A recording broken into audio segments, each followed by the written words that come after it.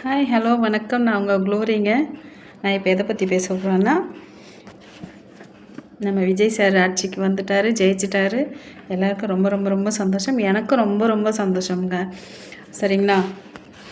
அவர் ஜெயிச்சது எல்லாருக்கும் சந்தோஷம்தான். ஆனால் நம்ம எல்லாருமே ஒரு தப்பு பண்ணிகிட்ருக்கோம். கொஞ்சம் யோசிச்சு பாருங்களேன். ஸ்டாலின் அவர்கள் தோற்று போயிட்டார். நான் இல்லைன்னு சொல்லலைங்க.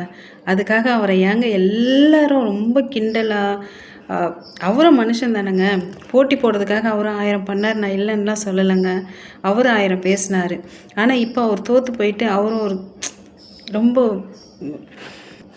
உடஞ்சி போன சூழ்நிலையில் இருக்கிறாருங்க. அவரை மேலும் மேலும் எல்லாரும் உடைக்காதீங்க தயவுசெய்து. எலெக்ஷனுக்கு முன்னாடி விஜய் சாரும் பேசினார் தான். எலெக்ஷன் இதில் எல்லாருமே இப்போ பேசுகிறது தான். இவங்க அதுக்கு முன்னாடி பேசினாங்க. அதனால் விஜய் சார் பேச ஆரம்பித்தார் அவங்க கட்சியை பற்றி, ஸ்டாலினை பற்றி. இப்போ ஆட்சி முடிஞ்சிடுச்சு. இப்போ இது ஒரு முடிவுக்கு வந்தாச்சு. விஜய் சார் ஜெயிச்சிட்டாங்க. இப்போ தயவுசெய்து ஸ்டாலின் அவர்களை எல்லாருமே இந்த வெறுப்பேற்றுற மாதிரி பேசுறது, வீடியோ போடுறது, இதெல்லாம் தயவுசெய்து நிறுத்துங்க. நம்ம விஜய் சார் இப்போ இனிமேல் எப்படி ஆட்சி நடத்த போகிறாரு, நம்மளுக்கு என்ன நல்லது பண்ண போகிறாரு, அதை பற்றி யோசிங்க.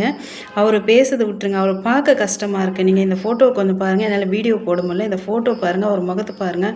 நம்ம வீட்டில் ஒருத்தராக அவரை நினச்சிக்கோங்க. நினச்சி அவர் கஷ்டப்படுறதா நினச்சி நீங்கள் அவரை பார்த்துட்டு இதுக்கப்புறம் அது போடுறதா வேணாமா அப்படின்றத நீங்கள் முடிவு பண்ணிக்கோங்க. இதுக்கப்புறம் விஜய் சாரே அவரை வெறுப்பேற்றதை விரும்ப மாட்டாருன்னு தான் நான் நினைக்கிறேன். அவர் நம்மளுக்கு எல்லாம் என்ன நல்லது பண்ணலாம் அப்படின்றது தான் இனி யோசிப்பார்.